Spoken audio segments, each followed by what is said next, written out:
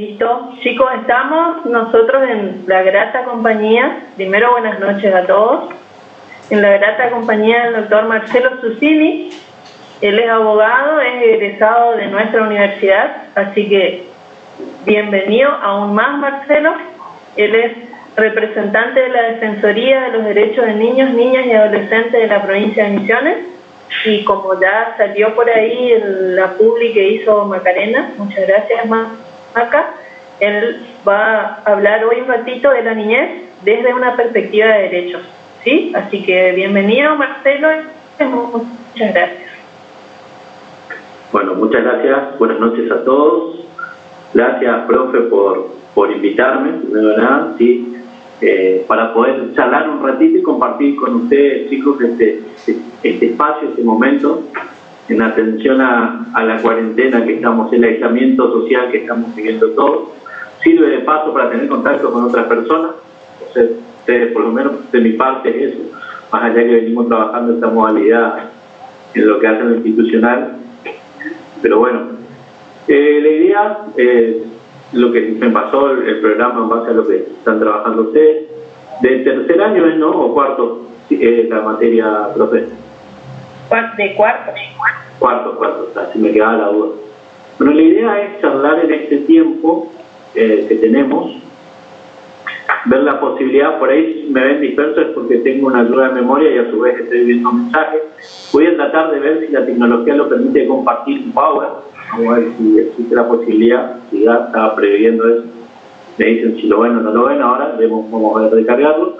La idea es trabajar de hablar, más que nada, en base al punto de la unidad 5, tengo entendido, sí, unidad 5, los regímenes de protección.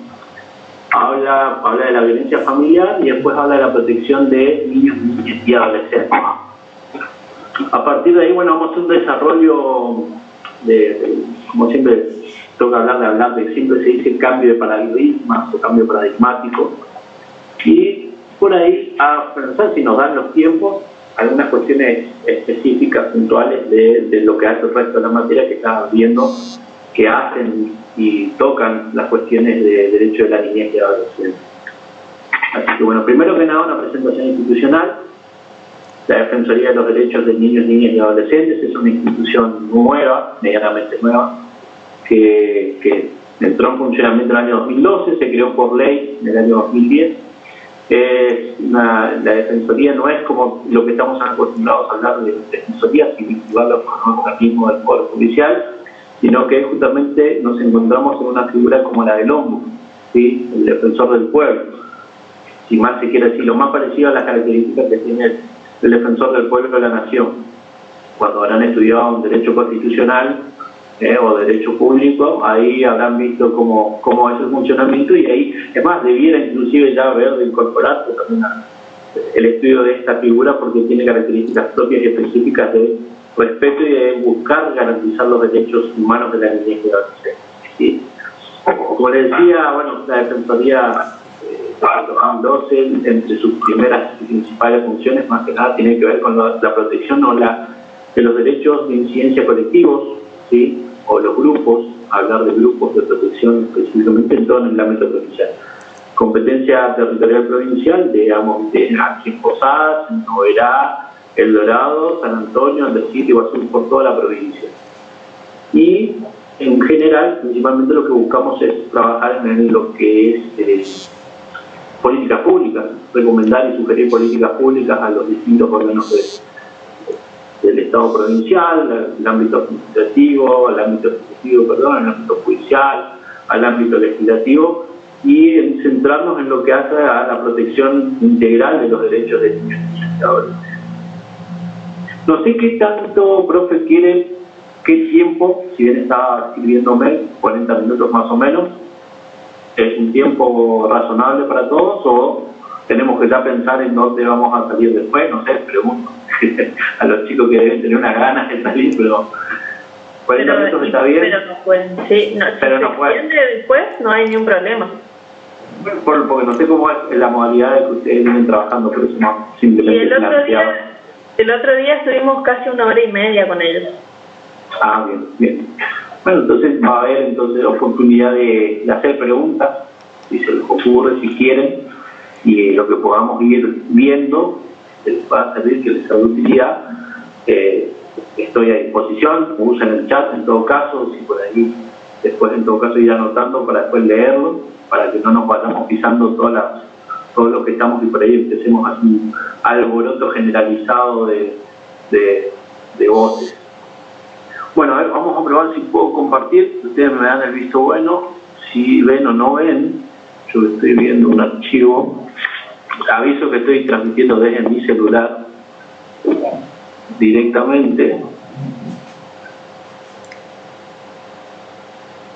¿Me dicen si pueden ver? Sí, yo sí. Se ven. Están viendo. Bueno, yo ahora tengo que cambiar la modalidad de qué es lo que veo. Pero bueno, así voy viendo y ustedes ven. No voy a poder hacer. Pero bueno, ¿ustedes me ven a mí o simplemente ven la presentación? Las dos cosas. Bueno, nosotros como la Defensoría va más que nada destinada a trabajar con niños, niñas y adolescentes, siempre nos gusta tener ese tipo de presentaciones que a los dibujos y demás. En esta no sé si tengo, pero por ahí si alguna que me escuchó, la profe me habrá visto, soy mucho utilizar ejemplos de dibujos de los Simpsons, pero bueno. Arranquemos por lo primero. Marco jurídico. La protección integral, hablar de niños, ya tenemos un marco fijo y específico dentro de nuestro ordenamiento jurídico, tenemos la Convención de los Derechos del Niño, nuestra Constitución Provincial, nuestra Constitución Nacional, y leyes específicas que hacen a lo que vamos a tratar hoy el tema puntualmente, paso, que es la protección integral, las leyes de protección tanto nacional y provincial. Y bueno, ahí está también lo que es la ley de la Defensoría, la cuarta número 52, como les venía diciendo. El desarrollo de lo que hablaremos es, primero que nada, los principios generales de la Convención y de lo que dicen nuestras leyes de protección en puntual respecto a lo que el programa tiene, y si hay que avanzar en alguna otra cosita, lo hacemos sin problema. Como les dije, la Defensoría, a grandes rasgos, las funciones son estas: de influir en la legislación, en la política, fomentar investigaciones, promover la defensa de los derechos, interponer acciones puntuales para la protección integral de los niños y adolescentes en cualquier instancia y ante cualquier tribunal. Muchas veces vemos que nos toca intervenir en casos judicializados o casos que no. También el tema de trabajar en la supervisión de las entidades públicas y privadas, ¿sí? Es un eje fundamental y que desarrollamos desde la Defensoría, en la supervisión no solo de las ONG, sino también de instituciones públicas, el monitoreo constante de las niñas y adolescentes, las acciones que se vienen desarrollando en los distintos aspectos, y bueno, asesoramiento y específicamente de trabajar con la escucha específica de los niños y adolescentes en todo espacio. Alguna información respecto, como para tener en cuenta, de introducción, antecedentes normativos de la Convención, los antecedentes de Ginebra del 1924, la Declaración Universal de los Derechos Humanos de 1948, la Declaración Universal por los Derechos del Niño de 1989. Fíjense los años, estamos a 30 años de la sanción de la Convención, en la cual todos decimos que la Convención de los Derechos del Niño es la Convención de Derechos Humanos de la Niñez y Adolescencia a nivel global. Ahora mi pregunta es, ¿por qué tenemos que hablar de una declaración o una convención sancionada en el año 1989 y decimos que recién ahí es un instrumento de derechos humanos de la niñez y adolescencia? Pueden abrir los micrófonos, no hay problema. A ver, si a alguno se le ocurre, ¿por qué tuvimos que llegar a una convención internacional que destaque y que apruebe respecto a los derechos de la niñez y adolescencia como derechos humanos? ¿Qué creen ustedes? ¿Qué consideran ustedes?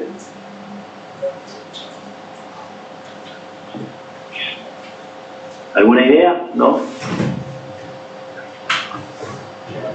A ver, ¿antes qué eran los niños? Antes del 89, si podemos decirlo. ¿O cómo consideramos a los niños? no eran humanos. Eran considerados como una propiedad, una cosa, ¿no? Exactamente, como una cosa. ¿Sujetos de derecho? No eran sujetos de derecho. Muy bien, muy bien. A partir de la Convención se le da este estatus, se jerarquiza, porque antes las vulneraciones de derechos existían, el niño era un accesorio de los adultos prácticamente. Es más, yo siempre utilizo la dinámica de la sala, digo, bueno, ¿cuántos menores hay presentes? Acá está más difícil porque no puedo ver quiénes están y quiénes, pero el término menor, ¿a qué hace referencia? El término menor hace referencia a un calificativo, a un adjetivo calificativo que compara una cosa con otra. Se es menor en comparación a otro. Y si nosotros le ponemos a este calificativo de menor a un niño, a una niña, a un adolescente, ¿qué estamos diciendo? ¿Que menos o es igual que nosotros? Es menos. Exactamente. Todo el tiempo vamos a estar y vamos a tratarlos como inferiores. Y justamente todo lo contrario, la sanción de la Convención viene a esto, a que los Estados partes que ratificaron la Convención puedan, si haga una especie de acuerdo integral a nivel global, de tratar a los niños como los sujetos de derecho que es. Ahí fíjense que es el Tratado Internacional de Derechos Humanos, no sé si lo quieren ver, que más ratificaciones tiene, que es el más ratificado a nivel del mundo, a través de la Asamblea General de las Naciones Unidas, excepto Estados Unidos, que bueno, que aduce que no ratifica la Convención por el hecho de que no puede, al ser un Estado federal, no puede estar garantizando que todos los Estados respeten la Convención, y en base a ello por eso no lo ratifican, pero las montón de vulneraciones de derechos que existen, ahí inclusive el gráfico, si lo llegan a ver, es lo que estuvo pasando con el tema de los refugiados mexicanos que querían entrar y que se veían encerrados meramente por ser refugiados, desconociéndole todo el ordenamiento jurídico de derechos humanos generales de todos. Bueno, la lucha por los derechos de los niños constituye una batalla, no sé si llegan a ver completo, me figura, ¿lo ven? ¿Ven la ruedita o no? No, solo el título. No. Aparece cargando.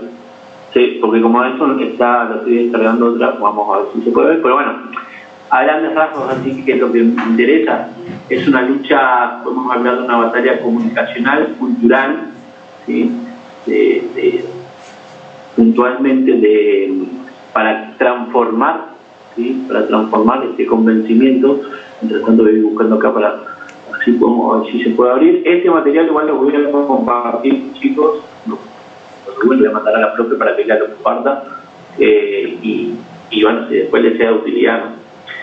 Es cultural, educativa y comunicacional. Cultural porque necesitamos un cambio. Antes los niños, al pensarlo, tenerlos como menores y decir que son menores, nos damos cuenta de que en la sociedad en general debemos estar buscando y constantemente diciendo, reforzando este concepto de que los niños son sujetos de derechos.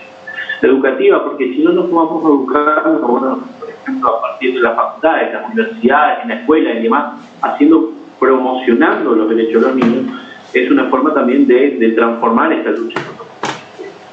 ¿Sí? Nosotros como abogados, futuros abogados, ojalá puedan egresar el día de mañana, les va a tocar una lucha ardua, que esta lucha inclusive va a ser contra un sistema, contra un andamiaje que viene de años y siglos. Es una lucha comunicacional, porque si no cambiamos el concepto, el paradigma comunicativamente, en los medios de comunicación o de cómo nosotros nos expresamos a los niños, constantemente vamos a seguir viendo esto. No vamos a avanzar hacia una sociedad que respete esos derechos. Como les dije, los niños dejaron de ser objetos para transformarse en sujetos de derechos. Verdaderos sujetos en la cual esta lucha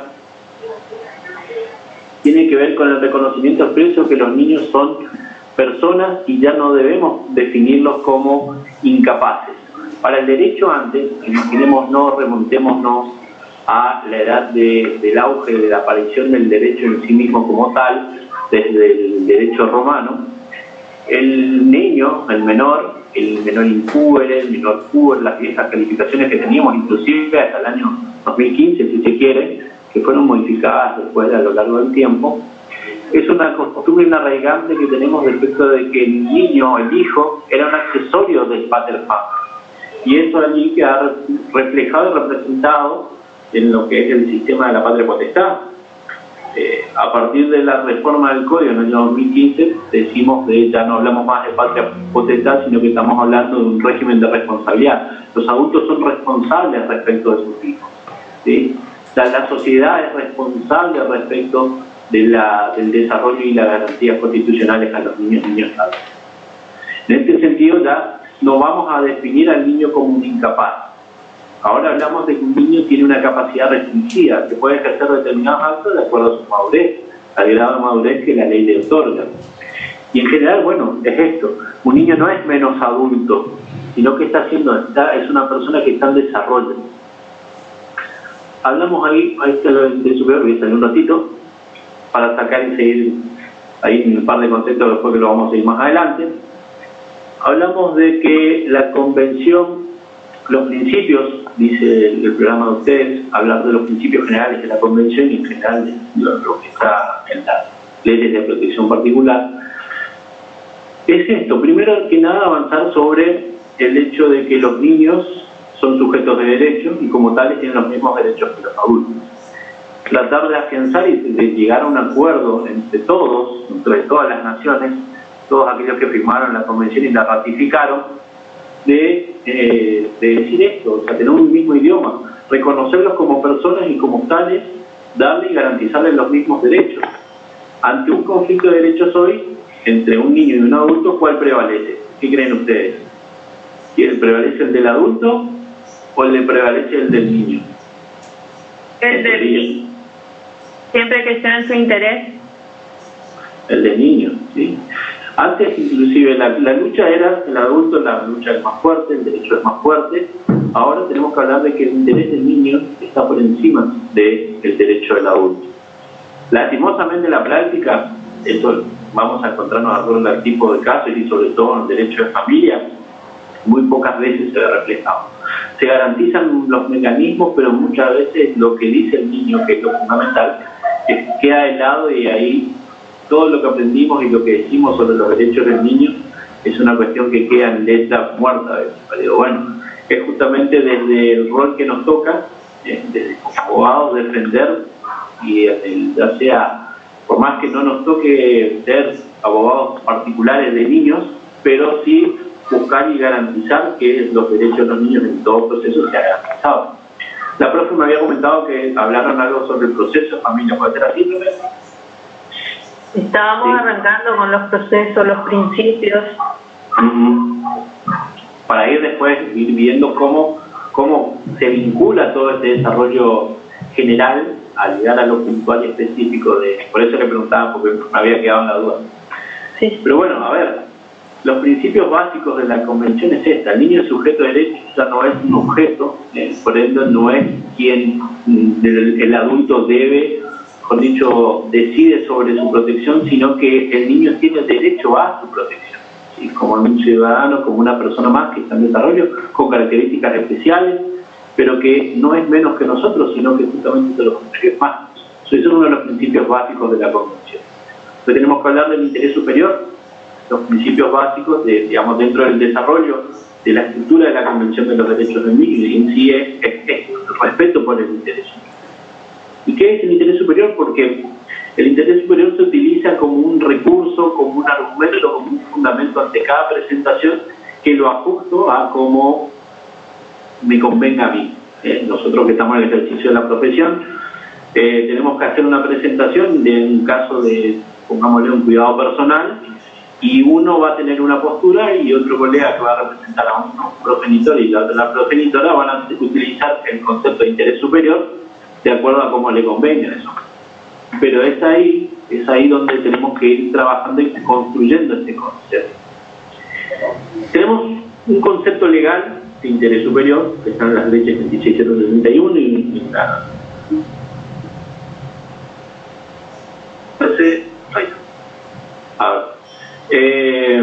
la ley número 16, tanto la ley 26061, hablan de que es la máxima satisfacción integral y simultánea de los derechos y garantías que tienen. ¿Sí? Después Después también habla de que es un principio de interpretación para asegurar el desarrollo integral como el goce y ejercicio pleno, efectivo de los derechos de los niños. Esos son dos conceptos legales. Ahora, ¿qué dijo el Comité de los Derechos del Niño? A medida que fue apareciendo en el desarrollo de la Convención, crea también organismos internacionales, crea organismos para trabajar sobre la defensa y el ejercicio pleno de los derechos de los niños. Hizo en un momento, tuvo que llegar a hacer una observación general en la cual ejemplifica o dice más o menos qué conceptos deben integrar esto del interés superior. Porque para uno, como les digo, que de acuerdo a la perspectiva en la cual uno se ponga, va a decir este determinado interés, y así sucesivamente. Entonces, el comité habla, en su observación general 14, dice que es un concepto triple.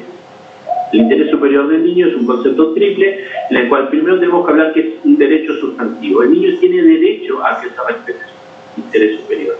¿Sí? El niño tiene derecho a que toda decisión que se halle, implique, que implica alguna situación vinculada a él, se tenga presente y a partir de ahí se resuelva en ese sentido para lo mejor que es para él. Después tenemos que decir que es un principio jurídico interpretativo. Al momento de decidir algo, si yo tengo un conflicto de derechos, como te les dije hoy anteriormente, tengo un conflicto de derechos entre un adulto y otro, tengo que analizar y a través de la interpretación de la norma, digo, bueno, ¿qué es lo más conveniente? Y utilizo a un análisis lógico, racional, diciendo, bueno, lo mejor para el niño es esto, y es una pauta de interpretación. Y entre el choque el choque de derechos, resolver siempre hacia al más vulnerable, que en este caso el niño es. Y en último caso, hablar de como una norma de procedimiento. O sea, el interés superior del niño debe ser respetado en todo proceso, todo procedimiento. Y es la gran faceta, que por eso también el tema del proceso, el proceso de familia, ya que tuvo que ser incorporada en el proceso del Código Civil y Comercial de la Nación, incorporado con la reforma del año 2015, específicamente pone en el artículo 25 del Código, habla de que todo proceso en el cual haya una referencia, o que se esté tratando cuestiones de niños y adolescentes, el niño debe ser oído. Y es ahí también otro concepto clave para la construcción de decir qué es el interés superior. El derecho a ser oído, que es otro de los fundamentales ejes de la Convención en sí misma. La Convención habla de el derecho al niño a ser oído y que su opinión sea tenida en cuenta. Ese es uno de los ejes transversales y fundamentales que se generan un derecho humano básico, de que todos tenemos oportunidad de participar, y parece que los niños no. Y justamente es esto, a lo largo de la historia no se le daba participación al niño. Ante un conflicto de intereses entre los progenitores, la progenitora y el progenitor, el niño queda en el medio y va para un lado o va para el otro. Lo que busca la Convención, y que lo que buscan las leyes especiales y a su vez lo que se incorporó en la reforma del Código, es decir esto, de que el niño tiene derecho a ser oído, que su opinión sea tenida en cuenta, porque antes no lo pasaba. Ahora, en todo proceso específico, en el proceso de familia en particular, el niño tiene una audiencia en la cual el juez le pregunta, le consulta, o ya sea directamente o a través de disciplinarios. Eso es lo que lo establece el 710 y siguientes del Código, para que hablamos el proceso de familia puntualmente. Es a través del propio juez o del Ministerio Público o a través de un equipo interdisciplinario, porque ¿cuándo un niño puede expresarse? ¿En qué momento el niño puede expresarse? ¿Qué les parece a ustedes? Ustedes que ya, supongo, ya pasaron la etapa de discapacidad, derecho civil y demás, el segundo año, si no me acuerdo, primero o segundo año. ¿En qué momento un niño puede expresarse? ¿Qué les parece? Dejo abierto.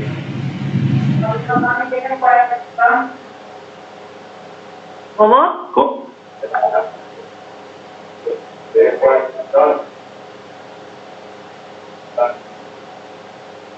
Se escucha entrecortado. Depende de su grado de capacidad, de entendimiento de la situación. Ese es un factor también a tener en cuenta, sí.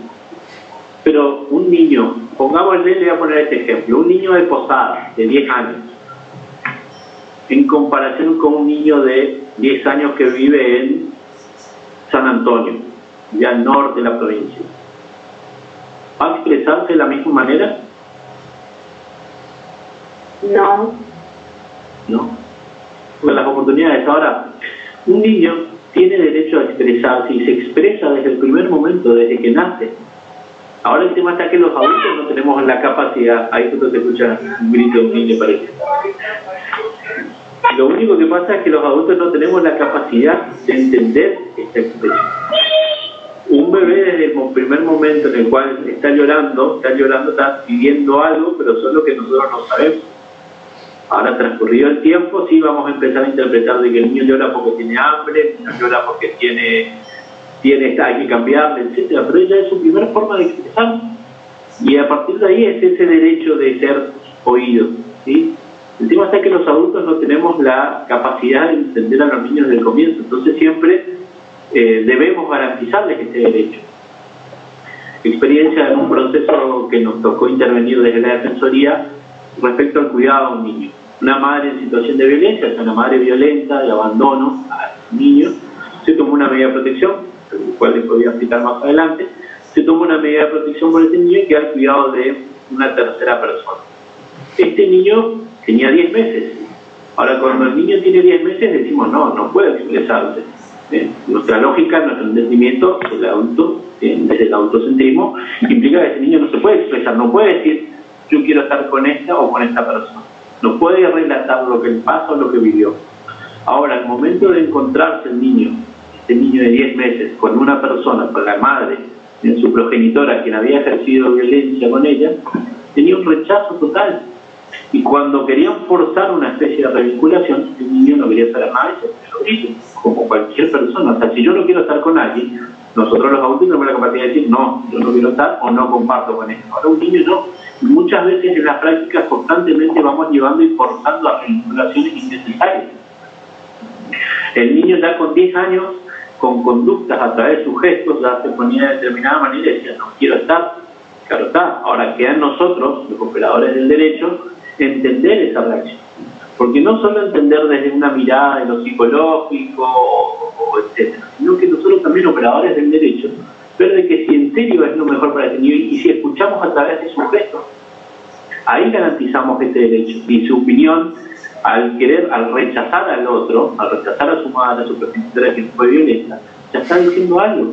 Y es en eso en lo que nosotros debemos centrarnos. ¿Vamos bien? Pregunto por las dudas, ¿vamos bien? Bien, muy bien. Sí. Vamos a ver, ¿vamos bien en tiempo? Sí. Por las dudas. Otro de los ejes claves fundamentales de esto, que en realidad todo se vincula. La convención se divide en la creación y la declaración de derechos, pero declarar derechos a lo largo de la historia se fueron declarando y se fueron ganando más derechos uno tras otro. Las primeras normas de protección, si se quieren, aparecieron en la historia de la humanidad a través de la prohibición del trabajo infantil. Mejor dicho, no la prohibición, sino la limitación del trabajo. Antes, los niños, ustedes no sé si ya tuvieron derecho laboral, pero tengan que estudiar derecho laboral, van a encontrarse de que los niños trabajaban indistintamente, como cualquier adulto, y además eran utilizados, eran explotados a través de los empleadores. Las primeras leyes de protección son en ese sentido, limitar la cantidad de horas que un niño trabajaba, si se quiere, era explotado en una determinada actividad industrial.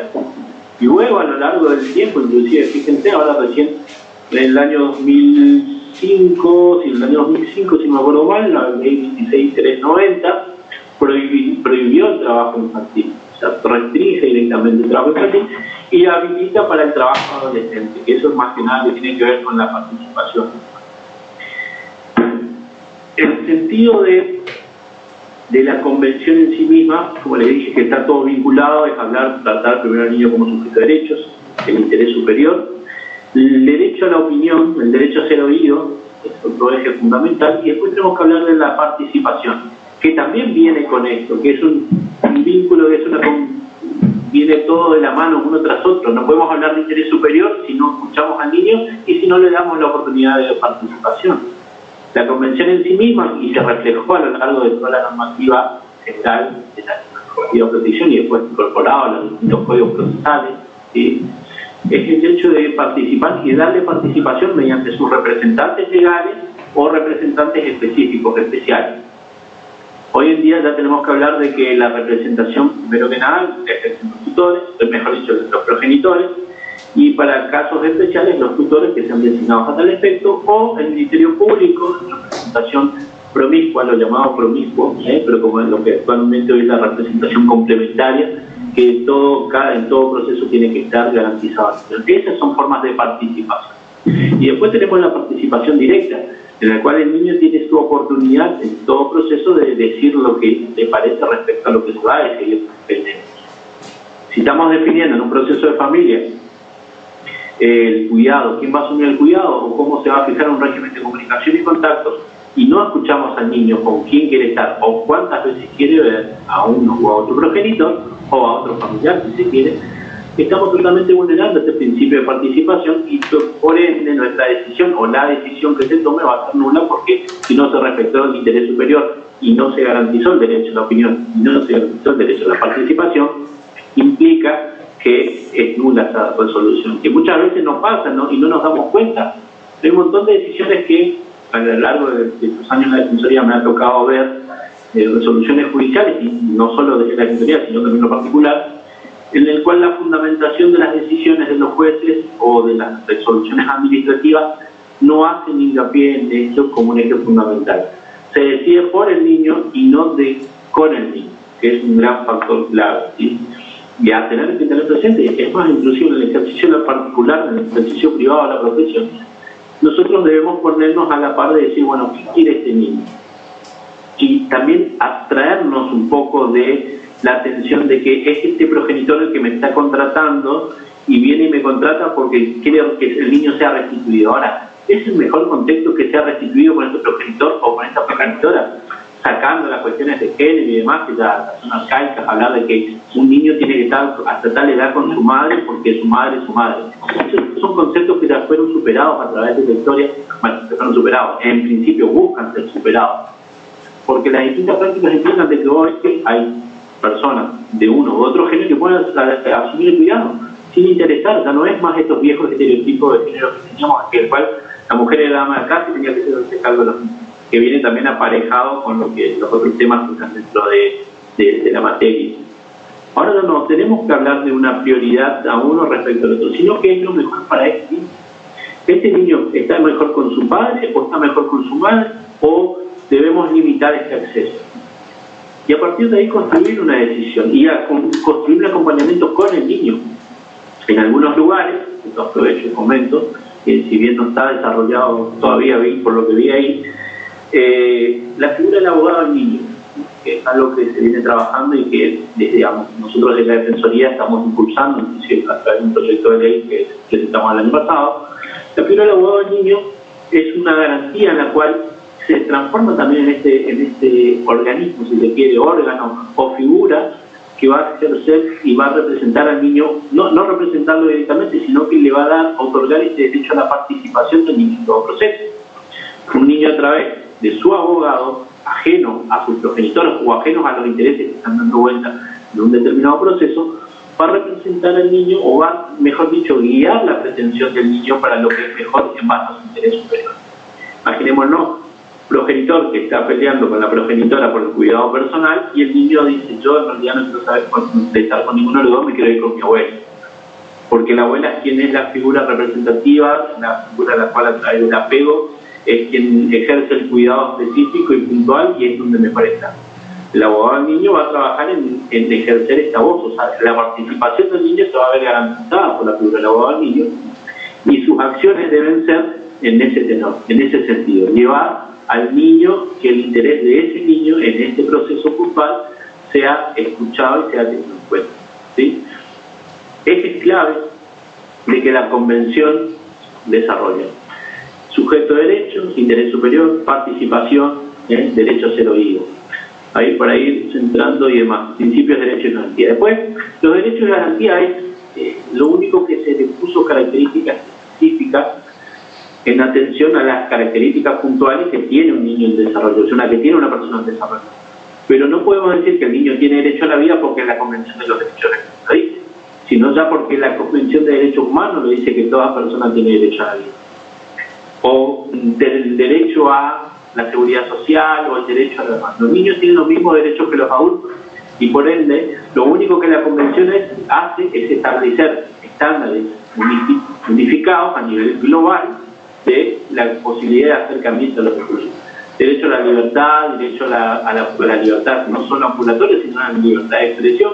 Antes que un niño opine respecto a algo era totalmente ilusorio. Ahora ya existen, por suerte, programas o espacios en los cuales a través de radios comunitarias y demás, los niños van ejerciendo sus derechos de comunicación.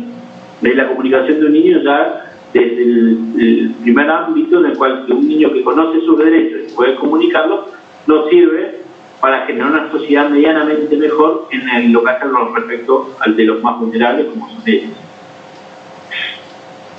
Puntualmente, a lo que hace derechos y garantías, se establecen determinadas garantías especiales respecto a dónde, cómo deben determinarse o tomarse decisiones respecto a los niños. Y en ello, para no entrar en mucho, esto es un tema sencillo que es del derecho constitucional, desde el derecho específico ahí, las garantías procesales, el derecho procesal, todas las ramas del derecho se ven mezcladas, y eso es una cuestión que por ahí muchas veces lastimosamente se asocia que el derecho de la niñez y adolescencia tiene que ver con el derecho de familia. Pero en el derecho de familia se ven solo dos cuestiones vinculadas mejor dicho, un par de temas vinculados a los derechos de niños. Primero que nada, filiación, ¿sí? Los derechos de la filiación, ya sea natural, adoptiva o las técnicas de reproducción humana asistida. Tenemos los derechos que tienen que ver con alimentos. Hoy ya no tenemos más el alimento, la figura del alimento para el cónyuge, como era antes, pero el derecho a alimentos, el derecho alimentario es de los niños, no de los progenitores. Tenemos la figura del cuidado personal, el régimen de comunicación y contacto. Y a partir de ahí, corríjame, profe, pero ahí se agotó la vía de intervención del derecho de familia en las cuestiones. Ahora, un niño también, hablar de derechos de la niñez tiene que ver con el derecho penal, con el derecho constitucional, con el derecho administrativo. O sea, todas las cuestiones vinculadas a la niñez y adolescente son transversales a todas las ramas del derecho y a partir de ahí un niño, como tiene los mismos derechos que los adultos, está en esta situación y por ahí avanzando en este centro de ir mirando hacia miradas específicas por la especificidad de la niñez, no solo en lo que es el interés superior, sino en todo. También inclusive acá existen a nivel universitario académico especializaciones, posgrados e inclusive materias específicas en algunas carreras de abogacía, en la cual el derecho a la niñez implica un área más como derecho de familia, como el derecho penal. Y por ahí vamos a centrarnos más en lo general hoy y no todas las facetas del derecho que toca la niñez y adolescencia.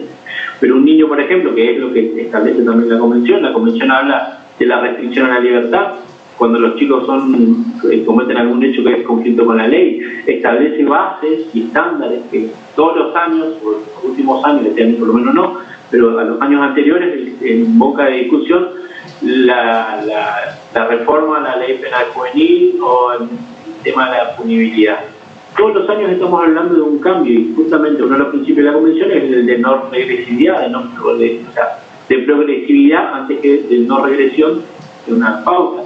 Nosotros en nuestra historia argentina, primero un niño era punible a partir de los 14, después se subió a 16. Ahora lo que no podemos hacer es volver hacia atrás con ese régimen de punibilidad. Entonces, es una base que establece un principio básico que establece la Convención y establece estándares generales para la atención a la niñez cuando haya conflicto con la ley penal, puntual y específicamente.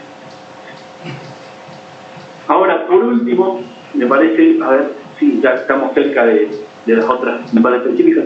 Esto que se representa en la Convención también está representado específicamente en la Ley 26.061, a la lista y la nómina de derechos. El niño tiene derecho a la vida, a la salud, a la libertad, a la educación, a la identidad, etc., como cualquier persona.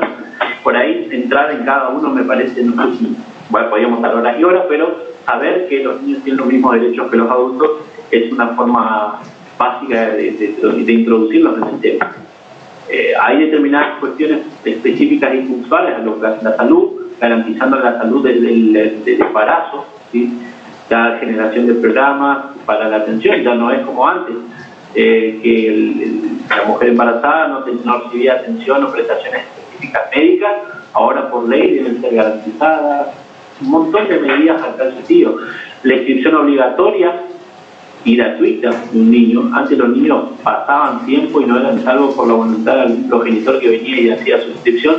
Antes pasaba así, ahora no, es obligatoria y gratuita. El trámite al primer DNI de toda persona en la Argentina es totalmente gratuito y que se ve netamente garantizado, por suerte, para que a partir de ahí empezar a construir el derecho a la identidad del niño y de la persona en sí mismo, con todas las características que Dios tiene, no solo de las cuestiones parentales, de los vínculos filiales, sino también con la construcción del derecho a la identidad desde lo cultural y demás. No es lo mismo un niño, como les dije, en un determinado lugar, en una determinada zona específica, que otro en otro determinado lugar, o perteneciente, si se quiere, a otra etnia, o si se quiere, perteneciente a otro grupo religioso y demás. Todo eso son cuestiones que vinculan y que construyen el derecho a la identidad a grandes sentidos y a grandes rasgos, que excede un poco lo del derecho, pero al momento de tomar una determinación debemos tener presente.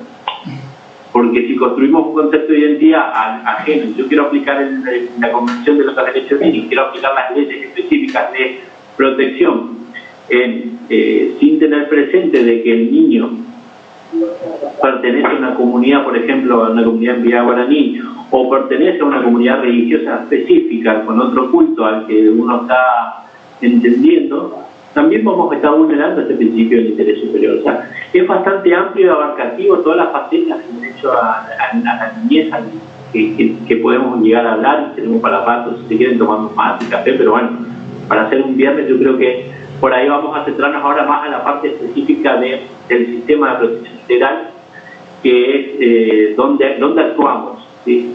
¿Qué actuamos y cómo actuamos respecto a la protección? ¿Sí? Como último eje, el niño tiene, en la Convención específicamente dice, el niño tiene derecho a una familia, ¿sí? Garantiza que la familia es el primer contexto en el cual debe garantizarse, respetarse y ejercerse todos los derechos. Y esto se ve reflejado en el ordenamiento de tanto la ley 61 como en nuestra ley provincial de la 16, que dicho sea de paso es anterior a la ley nacional, ¿sí? Que entró en vigencia en el año 2001, y la ley nacional en el año 2005. Si el niño tiene derecho a una familia, por eso utilizo mucho el término niño, pero quiero que es niño, niña, adolescente, pero para no ser reiterativo, por la duda hago la acción. Cuando hago referencia a un niño, estamos haciendo de las tres categorías indistintamente. Cuando hablamos de que la propia Convención dice en su preámbulo ya que el mejor lugar para un niño es su familia, el Estado es un lugar en el cual debe garantizar ese derecho. Porque muchas veces pasa que ante el reclamo a alguna vulneración de algún derecho adolescente decimos, ¿y dónde está el Estado? Que siempre es la dinámica cultural o la dinámica comunicacional, si se quiere. Pero el primer lugar, mejor dicho, donde debe protegerse, donde debe garantizarse los derechos de los niños, es la familia, ¿sí? Y la familia en sentido amplio, ¿no? La familia viviendo en el esquema monoparental, sino que en el sentido amplio, la familia pensando en todas las facetas, desde abuelos, tíos, primos, inclusive la Convención habla que es responsable primero la familia, luego la comunidad y luego el Estado como un garante de la protección. Si pensamos que solo la familia puede tomar decisiones y aisladamente garantizar los derechos, estamos equivocados. Pero si la comunidad en general respeta y protege los derechos de sus niños, va a tener un concepto y vamos a tener una sociedad medianamente mejor, y el Estado ni va a tener que intervenir para garantizar eso. Pero lastimosamente, así como la familia es el primer lugar donde debe garantizarse, donde debe protegerse, donde deben ejercitarse los derechos, es el primer lugar donde se vulneran los derechos de los niños. Día a día, desde situaciones de violencia más sencillas hasta las más complejas. Hoy que nos encontramos en esta situación del aislamiento, quién sabe cuántos chicos, cuántos niños, cuántas niñas están aislados con gente que no puede ejercerse. Están avanzándose en formas de campañas de sensibilización, si se quiere, respecto a las situaciones de género, ¿sí? De cuando el barbijo rojo y demás. Creo que tendríamos que buscar, invito a reflexionar en una mirada personal, de estos niños que se encuentran también conviviendo esta situación. Porque el niño no es solo víctima directamente de la violencia. qué pasa, o sea, que el niño sufre maltrato físico, maltrato psicológico, etc. Sino que el niño directamente también es víctima de la violencia. Un niño que está viviendo como sus padres, sus progenitores están peleando constantemente uno contra el otro, o el destrato, naturalizan el destrato que hay entre un lado, también es víctima de la violencia de manera indirecta, pero lo es, y eso llega a afectar a sus hijos. Como para tenerlo en cuenta de cómo son las distintas relaciones en sí mismo y de por qué el niño tiene derecho a esta protección. Como les dije, el niño tiene derecho a una familia, no a su familia, que es una de las grandes decisiones que implica el sistema de protección. Porque un sistema de protección bien, está bastante con un montón de críticas, porque el sistema más que nada debe funcionar en una instancia administrativa y dentro de los espacios administrativos del Poder Ejecutivo y por último del Poder Judicial. Primero que nada, porque ¿quién mejor que el Ejecutivo para tomar decisiones eficaces de garantías de derechos, de restitución de derechos? Y a partir de ahí entrar recién en la dinámica del Poder Judicial. Vamos a ver si puedo entrar en un cuadro más ejemplificativo de cómo sería el sistema de protección, que es el último punto de lo que hacen las medidas integrales y puntuales del programa de ustedes. Si puedo llegar a compartirles para que sea más ejemplificativo y más fácil de entenderlo de cómo funciona el sistema de protección integral. A ver, para que cargue, pero en principio. Bueno, ahí están los órganos administrativos donde acudir, pero acá me quiero centrar en esta pirámide de lo que es el sistema, porque el sistema no es solo entender a los organismos o a las instituciones que existen, sino que el sistema entender en acciones y demás. Esa pirámide es una pirámide basada en lo que sería base a la RELAF. La RELAF es la Red Latinoamericana de Acogimiento Familiar, es una ONG que trabaja la protección y la restitución de derechos. Fíjense, en la base de la pirámide habla de las políticas públicas universales. Eso forma parte del sistema de protección. Si en un país, en una provincia, en un municipio, no contamos con políticas públicas específicas, el acceso a la educación pública gratuita, el acceso a la salud y demás, y distintos planes de acción respecto a, por ejemplo, la AUH o las asignaciones familiares en general para niños. Si no tenemos políticas públicas de protección ahí, ya estamos generando de que el sistema no funcione. Después, en el medio de la pirámide, observan, dice, medidas de protección integral. Las medidas de protección integral son más generales, pero que se aplican ya a un caso concreto, ¿sí? Son situaciones en las cuales el niño en un entorno familiar y con su familia todavía accede ya sea a atención, asistencia y contención espiritual, ya sea psicológica, becas de estudio, programas puntuales específicos de ayuda y asistencia económica, de fortalecimiento familiar, etcétera, el acompañamiento, la participación en centros de día para tratar de determinadas circunstancias y situaciones que tienen que ver con un niño. Pero ya acá estamos hablando de que hay un niño identificado, hay una niña, un adolescente, en el cual un organismo estatal, administrativo, forma parte y ha determinado y articulado acción. Ayer tuvimos también una videoconferencia de encuentro con las direcciones municipales de niñez, que son las que vienen desarrollando este tipo de medidas. Por ahí, dentro del grupo aquí hay chicos que son de otros municipios, pero cada municipio, lo ideal sería que cada municipalidad, cada municipio de los 76 cuenta con un área específica de protección para poder atender general y específicamente la niñez de su comunidad. Poder dar respuestas eficaces de cómo garantizar el derecho del niño en X comunidad, aquí en Posada o en Oberá, si quiere. Oberá tiene su dirección de niñez, Posada tiene su dirección de niñez, Puerto Esperanza, San Antonio, Andresito, Alep, Monte Carlo, son 7 las que tienen y que estamos esperando que crezca alguna más, pero bueno, son estos organismos los que se encargan de atender ante un caso particular y puntual en el desarrollo de las medidas.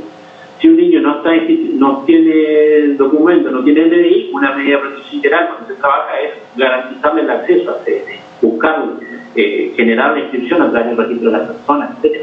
Si este niño necesita una atención puntual a su salud, trabajar en la construcción de que a través de los CAPS que existen en el hospital o el sistema de salud puntualmente, puedan garantizarle la atención al niño y a partir de allí, bueno, implementarlo.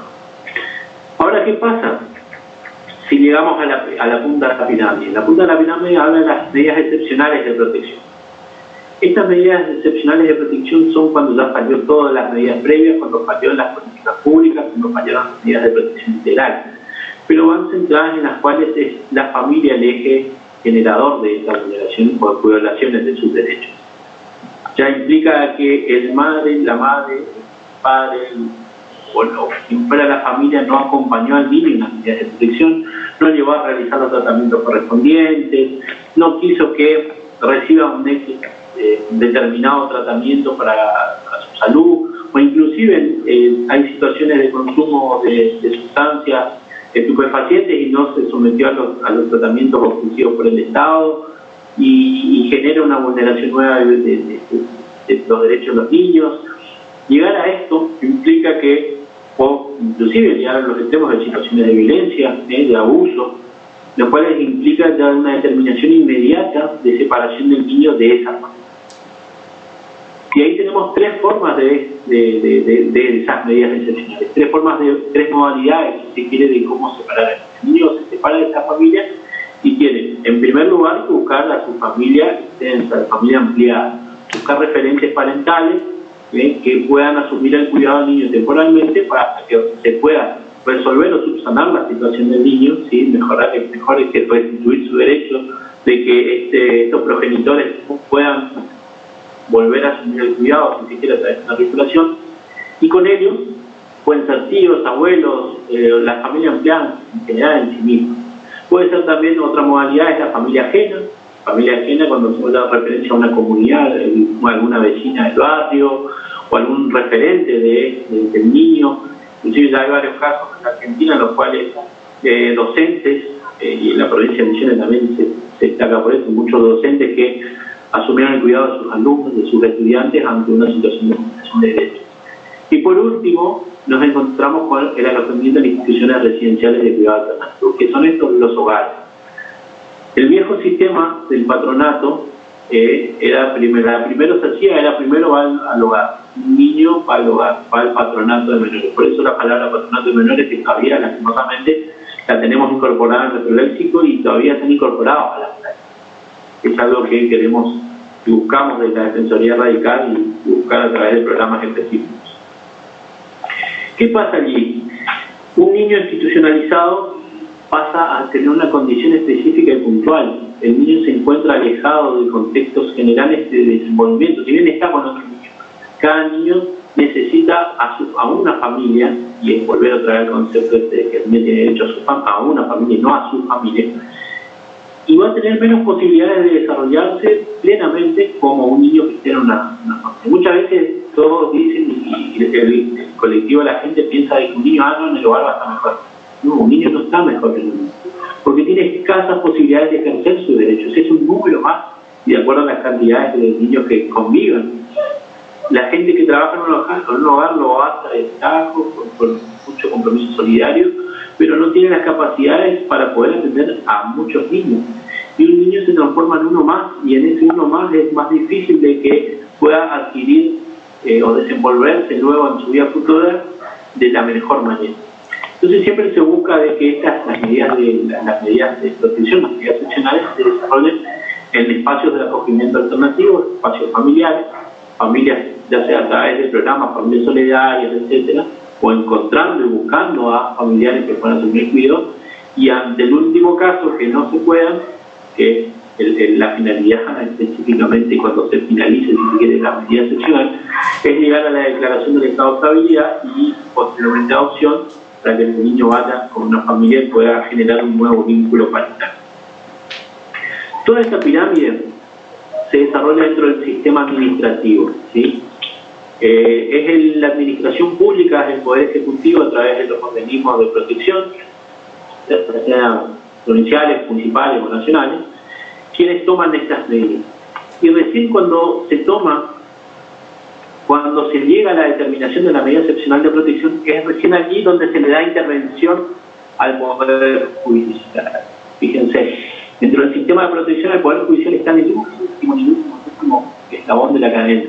¿Y simplemente para qué? Para hacer un control de legalidad, para ver que el Poder Ejecutivo, la Administración, no haya arbitrariamente utilizado tal separación, generando así una mayor desprotección, si se quiere, del niño y una nueva vulneración del derecho.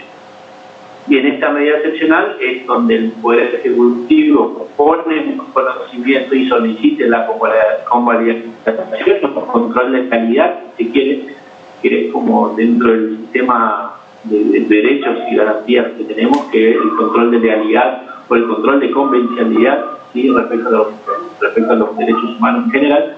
Es allí donde el Poder Judicial lo que hace es ratifica, convalida o rechaza la presentación y solicita que se tomen otras medidas. Y a partir de ahí empiezan a correr plazos que hacen al estado de familia del niño. Empiezan a correr plazos para que los organismos administrativos busquen opciones de revinculación familiar o vinculación con familia extensa, ya sea que el niño esté institucionalizado o esté en otro espacio familiar. Y si ha transcurrido 180 días, que es lo que establece el código, para establecer más o menos el Código Civil y Comercial un plazo igual, idéntico en todo, ¿no? en todo el territorio nacional, al llegar a los 180 días, si no pudimos avanzar en la restitución del derecho, es decir, la revinculación familiar con la familia de origen, y no encontramos a ningún familiar que pueda asumir el cuidado del niño, llegar a esta declaración de estado de estabilidad y posterior proceso de adopción. Y este proceso, en este tramo de las medidas excepcionales, que es la punta del sistema, el último espacio, aquí, donde el órgano administrativo cesa su actividad luego de la declaración de adoptabilidad. Muchas veces no solo la adoptabilidad, sino a la adopción específicamente, más que nada, porque se puede decretar esa adoptabilidad y el niño sigue con una medida excepcional y no egresa, ya sea de institución residencial o no egresa del sistema de la modalidad de cuidado que tenga. A ver, vuelvo atrás con que acá, no sé si llegan a observar cuáles son los órganos administrativos fijados por la ley, tanto a nivel nacional como a nivel provincial. A nivel nacional contamos con una Secretaría Nacional de Niñez, Adolescencia y Familia, la SENAF, un Consejo Federal de Niñez y Adolescencia, en el cual forman parte los distintos representantes de cada provincia, que los ministros de Desarrollo Social siempre son, la mayoría de las veces, y la figura del defensor de los derechos del niño, que bueno, si bien ahí es una presentación vieja, ya tenemos designación a partir de este año, que es la doctora Marisa Graham. Y a nivel provincial tenemos esto, tenemos las direcciones de infancia provincial como las direcciones municipales de protección de niñez. Un consejo provincial de garantías de la niñez y bueno, la figura de la defensoría en sí misma. Los consejos, tanto el federal como provincial, tienen que ver más que nada con el armado y el acordado de políticas públicas para trabajar distintos temas en lo que hace a la protección general de los derechos de una determinada comunidad. En un montón de opiniones, de referentes de distintas facetas gubernamentales y no gubernamentales, porque hay participación de ONG, inclusive los cultos que también están representados en el Consejo Provincial, para poder llegar a construir políticas públicas que sean de mayor garantía a la niñez y adolescencia. Bueno, ahí después el texto que sigue en este momento no carece, me parece importante, pero en sí mismo esto es, me parece, doctora, profe, que llegamos en general al sistema. Por ahí faltaría la faceta judicial. ¿Me escuchan, por la duda? Sí. La faceta judicial dentro del sistema de protección, en el cual esta medida de protección, si bien se modificó a través de la ley especial de protección, tanto la provincial como la nacional, dentro del Poder Judicial las medidas las toman o los juzgados de familia o bien la justicia penal para los casos de conflicto con la ley penal, sino también en otros lugares de que hace competencia municipios, departamentos o... Pero se me cortó. ¿Hola? ¿Me escuchan, chicos? ¿Hola? Sí. ¿Sí? Sí. No. A mí se me había cortado, perdón. Está.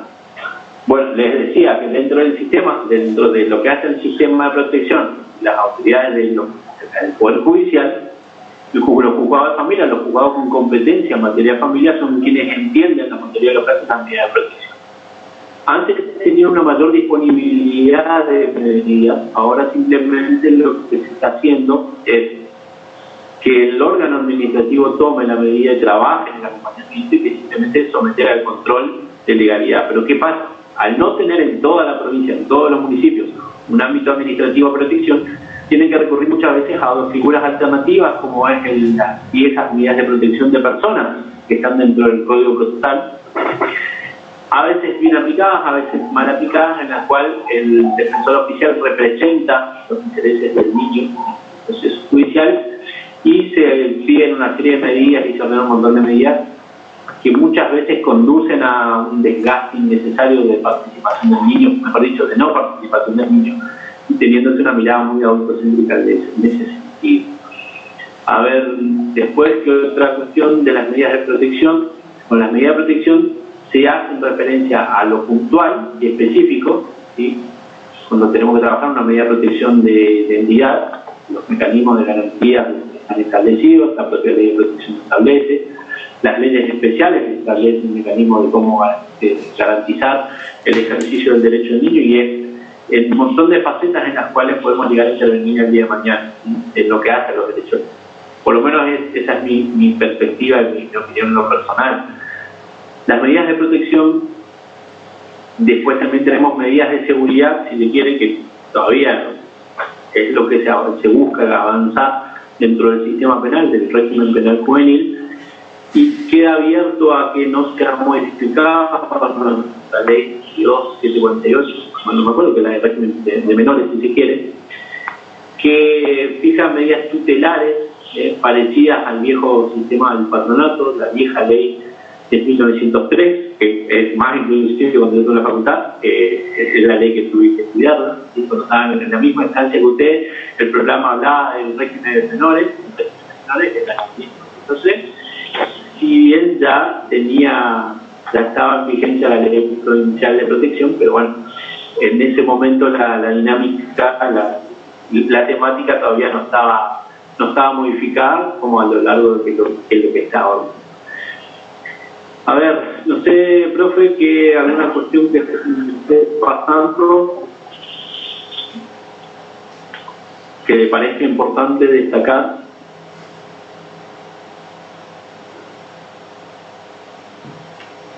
Profe, la visita, no la veo. Se salió. No, se desconectó la profe. Bueno, a ver, ¿alguna duda, sugerencia, recomendación, consulta, chicos? Que les quede dando vuelta, porque a ver, me parece que ya abarqué todos los temas el tema de lo que está en la unidad, pero por ahí si quieren alguna otra cuestión, no hay problema. ¿Queda alguna duda? A mí me surgió una duda. Por ejemplo, cuando se toma una medida excepcional y se separa el niño de la familia, es de sus progenitores, sí. ¿Estos progenitores no tienen más contacto con el niño? Y depende de la medida, depende cuál fue el motivo de la medida. En principio se restringe, o sea, se separa por una situación extrema en la cual el niño no debe seguir al contacto. Pongámosle una situación de violencia, ¿sí? Como el niño constantemente está siendo maltratado, pues más casos de abuso. El niño está siendo abusado por un progenitor, inclusive hay casos, lastimosamente en la provincia hay casos de todo tipo, ¿no? En los cuales el progenitor abusaba y la progenitora consentía o era cómplice, partícipe. Hay determinadas situaciones que implican una restricción de contacto directamente. La mayoría de las decisiones respecto a las medidas excepcionales van en ese sentido. Y se les solicita a los progenitores que si quieren retomar, bueno, someterse a todas las medidas, ya sea tratamiento, asistencia y demás, para a partir de ahí, si es lo mejor para este niño, llegar a revincularse, si se quiere, con su familia de origen. Pero en este caso, el consentimiento del niño sigue importando, ¿no? Sigue, por más que se tomen todas esas medidas, si el niño no quiere tener ningún contacto, es decir, se tiene más en cuenta el consentimiento del niño. Sí, claro. A ver, no tanto consentimiento, por ahí no quiero usar la palabra consentimiento, porque un consentimiento es la voluntad la voluntad o la voz del niño, si se quiere. Porque cuando hablamos de consentimiento se implica un efecto jurídico. Pero sí, si el niño no quiere tener contacto, a ver, es el derecho del niño a su familia, ¿sí? No el derecho del padre al niño. Y a partir de ahí, esas estructuras, esos conceptos son los que tenemos que ir viendo y reflexionando muchas veces en la práctica, en la dinámica, que llevan a que un niño, ¿por qué no quiere ver a su padre? ¿Por qué no quiere estar con sus progenitores? Muchas veces por las situaciones de violencia que viven. O a ver, les planteo a ustedes ya son adultos, ya están en la vida adulta. ¿Ustedes estarían en contacto con alguna persona que le genera algún daño? ¿Y no? A ver, o sea, cuando uno se ve sometido a una situación de daño, de violencia, automáticamente se aleja de esa situación de violencia. Siempre están las situaciones especiales en las cuales el sometimiento nos damos cuenta de que la cuestión viene desde lo psicológico y digamos que ya exceden, pero en principio una persona no va a mantener va a seguir una relación de violencia o va a ser sometido a una situación de violencia. Y los niños tampoco. Pero ahí está también que los adultos tomemos una decisión extrema, si se quiere, de separar al niño para que dejar de sostener esa situación de violencia. Si el niño consciente, pero muchas veces, ¿qué pasa? Pasa todo lo contrario. El niño quiere estar con su madre, más allá de que con su padre, más allá de todo lo que ha vivido. El niño busca y tiene la esperanza, inclusive, de que esa figura esa progenitora, tiene una esperanza que va a terminar y va a dejar de hacer lo que está viviendo. Un montón de chicos que están institucionalizados tiempo y años, la experiencia, la expectativa de ellos es egresar del hogar, tener un trabajo o estudiar alguna carrera para el día de mañana inclusive ir y ayudar a su familia. ¿Sí? Fíjense. Volvió la profe. ¿Alguna otra duda, chicos? Marce, ahí en el chat una de las chicas preguntó, cuando estábamos hablando de la pirámide y las medidas, dice, ¿son medidas que adopta el ministerio o organismo administrativo en principio? Creo que tú lo dijiste, pero para que quede más en blanco. Sí, me acuerdo que esa pregunta después. Bueno, la chica que habló ahí, Fabiela, una compañera colega, que hicimos también la charla, compañera de la defensoría, por las dudas, claro, por ahí si no la conocen, que va a aparecer una desconocida en el aula de ustedes. Sí, la decisión específica, las medidas excepcionales de protección las tiene que tomar el órgano administrativo. A ver, vamos a poner un ejemplo claro, aquí en Posada. O vamos a buscar otro lado. Oberá, por ejemplo. Oberá tiene un departamento de niñez. Están trabajando y atendiendo una familia, un grupo de niños que tienen distintas situaciones, pobreza si se quiere, hay situaciones de maltrato, la progenitora los deja solo gran parte del tiempo y no les brinda los cuidados necesarios. El trabajo del órgano administrativo de este departamento de niñez de Oberá es contener a la familia, contener a esa progenitora, contener a los niños, asistirlos con lo que puedan, asistirlos, ya sea incorporar a los programas de asistencia, ¿sí? Atención y contención psicológica, etcétera, etcétera. Ahora, la madre, la progenitora, sigue ejerciendo acciones de violencia respecto a eso. Entonces, este órgano administrativo, este departamento de niñez, toma la determinación administrativa a través de un procedimiento administrativo con todos los antecedentes que tiene, informe técnico, de la trabajadora social, del psicólogo, del psicopedagogo, de la que trabaja en el área de que se está vulnerando los derechos. Y a partir de ahí dicta una resolución administrativa, ¿sí? No sé si administrativo que ustedes están cursando o debieran cursar este año, si mal no me acuerdo. El procedimiento administrativo es específico, puntual, tiene sus pautas, pero es una decisión que en la ley, tanto la convención, o sea, porque la propia convención habla de la garantía de que sean los órganos administrativos quienes deben tomar las decisiones de las medidas excepcionales. se llega a la decisión, a la resolución administrativa, y esa resolución administrativa que dispone la medida excepcional de protección, es decir, la separación del niño de su entorno familiar, de su familia de origen, es la que debe ser sometido 24 horas después, 24 o 48 horas después, ante la justicia de familia, en este caso, un juzgado de familia de obra, porque no tiene un juzgado de familia, para que la medida sea convalidada o rechazada en su efecto, ¿sí? A ver, no sé si es en ese sentido lo que iba la pregunta. Sí. Sí, bueno.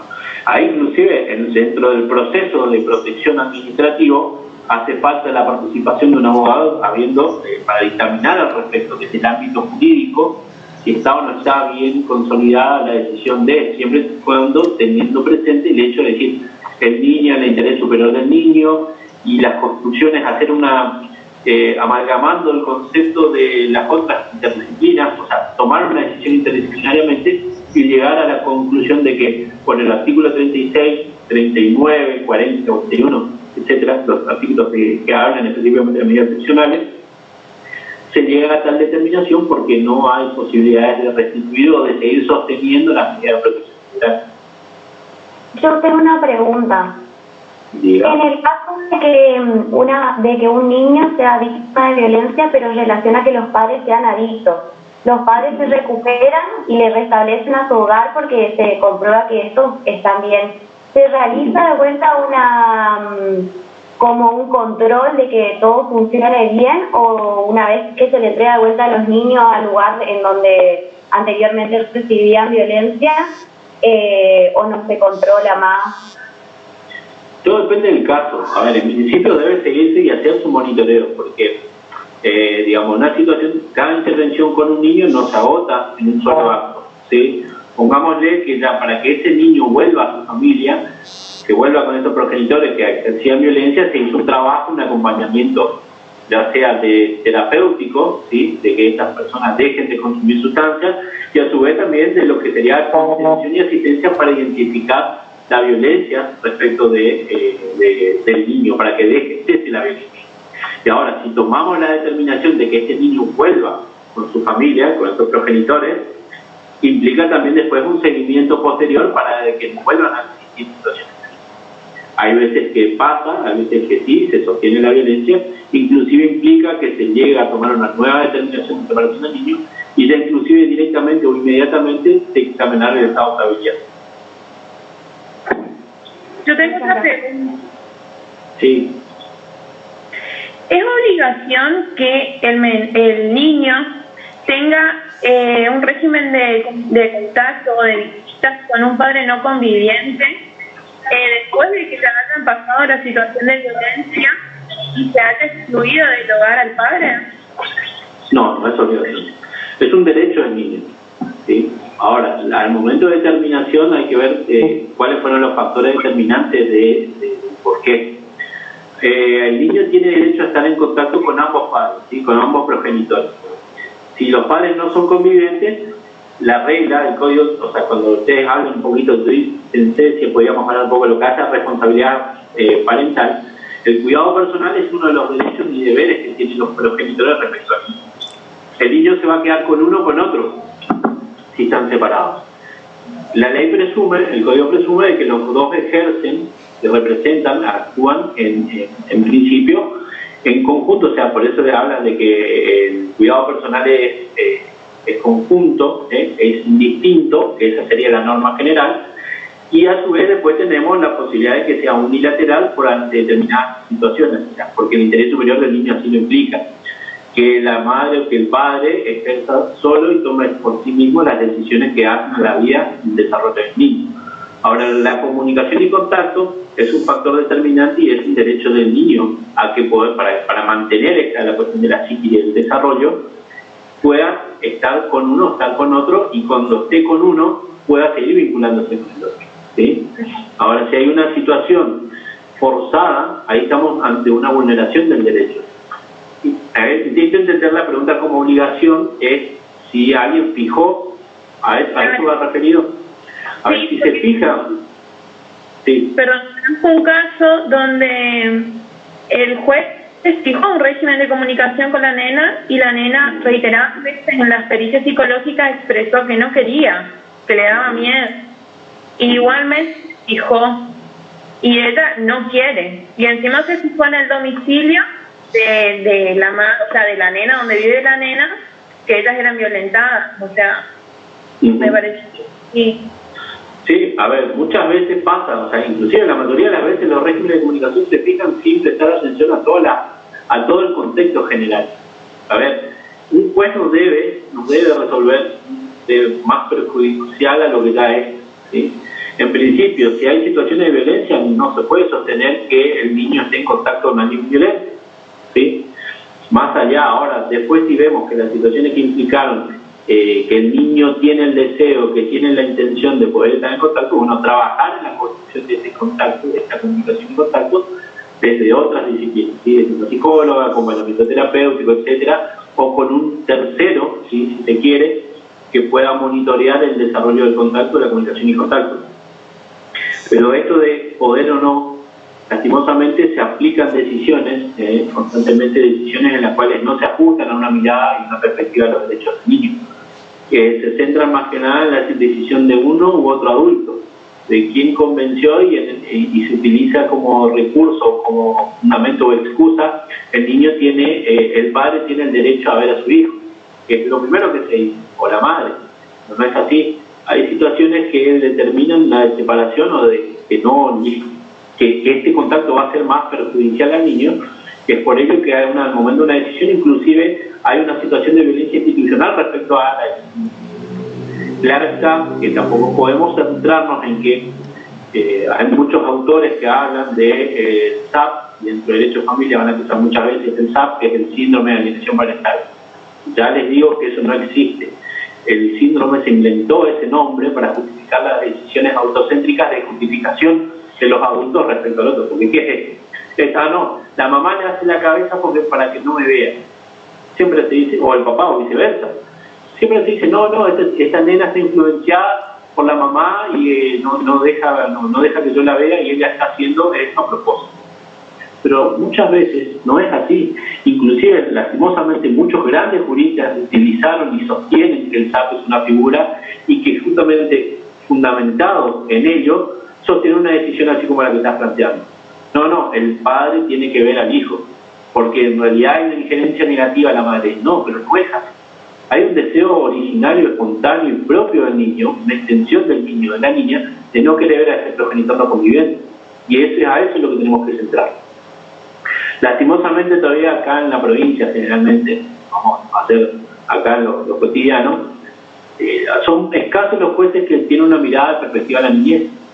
Fuimos formados, hago también de referencia, capaz que ustedes ya no, el día de mañana cuando salgan de la facultad, ya ustedes están teniendo más charlas, inclusive hay muchas capacitaciones sentidas dirigidas a lo que hace a los derechos de la niñez y la adolescencia.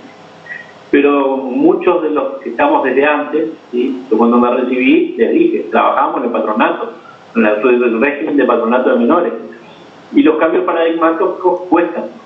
Y muchos de los funcionarios judiciales que están hoy trabajando tienen todavía ese chip trabado y esa mirada de decir, no, acá hay que ver lo que es mejor para el niño, lo que yo digo, sin importar lo que el niño dice, ¿sí? Que es a lo que debemos avanzar.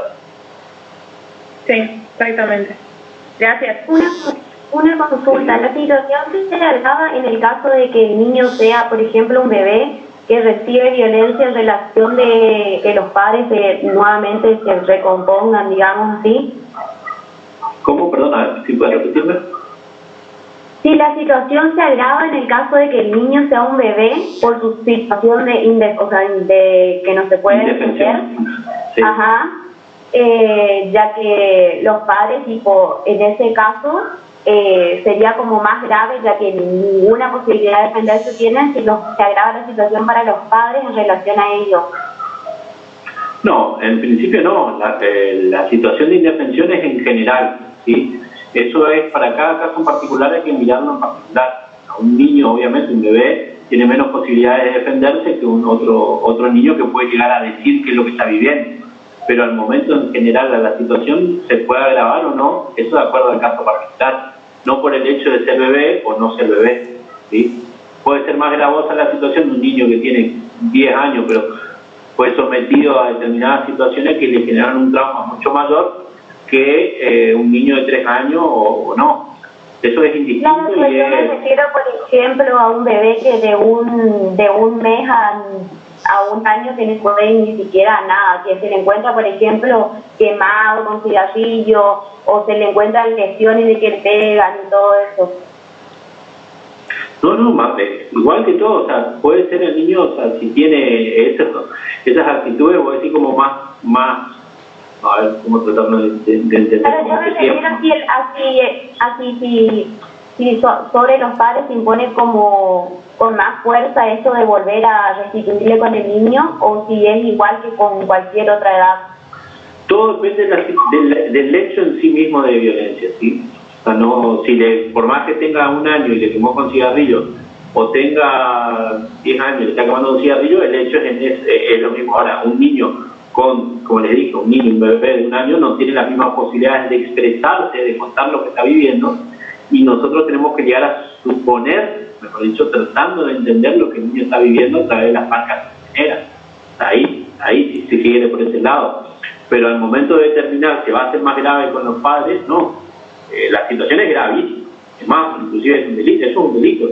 Vamos a partir desde esa perspectiva. Estamos generando lesiones al niño. Ahora, lastimosamente no están bien aceitados los canales, que tanto desde lo que hace a la protección y a lo penal, que siempre está, no, sí, le quemó nomás con el cigarrillo y se minimiza. Y en cambio, desde la faceta de protección estamos totalmente horrorizados y la justicia penal no toma medidas, porque en realidad tenemos que hacer los procesos a estos progenitores y directamente ser condenados, ¿no? Pero al momento de restituirse con esa familia, hay que tomar en cuenta y tener bien presentes las acciones que ejercieron respecto a eso. Y es que las situaciones de violencia son bastante severas en ese sentido. Muchas gracias. ¿Alguno más? ¿Alguna consulta? ¿No? No. A ver, ¿no? ¿Estamos? Bueno, bueno chicos, la verdad fue un placer poder haber compartido con ustedes. No sé si está la profe, no la veo. No, la profe se tuvo que conectar, no sé qué pasó, problemas técnicos. Bueno, la verdad, agradecerle porque hicieron hacer una actividad totalmente distinta a lo que tenía pensado un viernes por la noche, creo que ustedes también. Pero bueno, esto del aislamiento nos lleva a experimentar nuevas formas.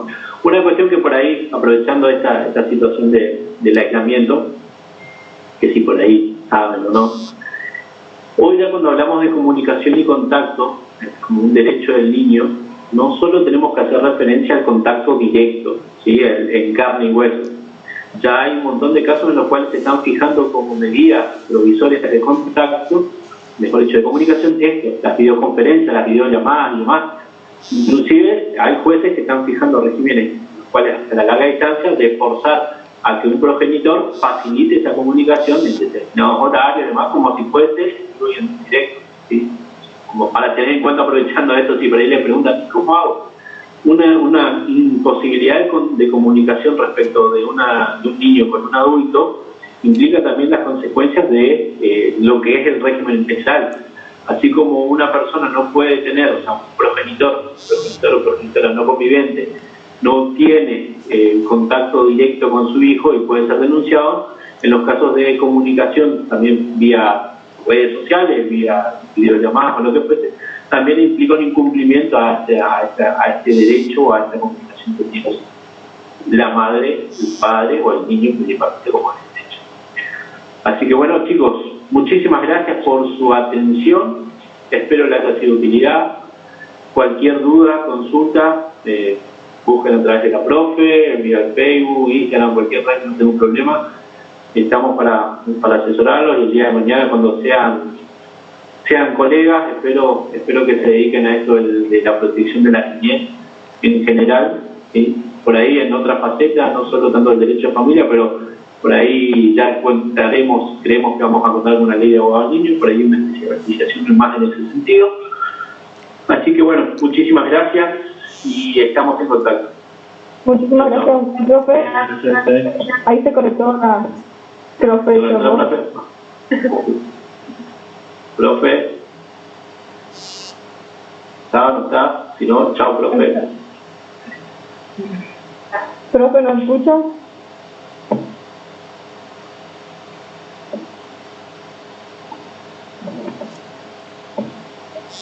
No, se ve que no. Bueno, chicos, ¿la ven? A ver, yo la voy a buscar. Sí, no la estoy viendo. Bueno, igual creo que, profe, si me escucha, un saludo grande, agradecerle por la oportunidad, y estoy a disposición tanto suyo como de todos los chicos ahí para que si quieren trabajar en otro tema, no hay problema, más puntual y específico, siempre y cuando sea niñez cerca. Bueno, chicos, que sigan bien, traten de no salgan de sus casas, hagan encuentros de esta manera, lávense las manos si salen, usen alcohol, protéjanse y protejan a los que quieren. Chao, chao.